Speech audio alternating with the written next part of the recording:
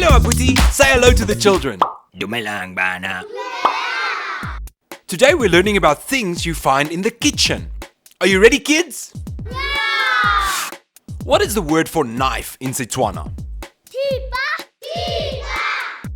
That's right, tipa. And what is the word for fork in Setswana? Very good, foroko. Now, what is the word for plate in Setswana? That's right, polete.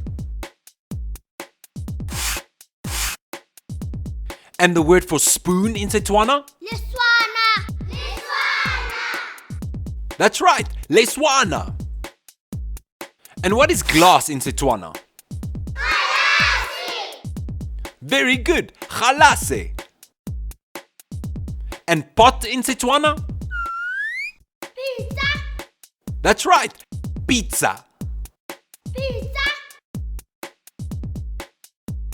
So, we have tipa, Tipa, foroko, polete,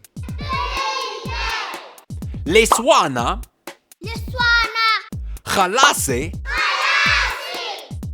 and pizza. Pizza. And now you can use these words in sentences. Goodbye, Abuti. Salas in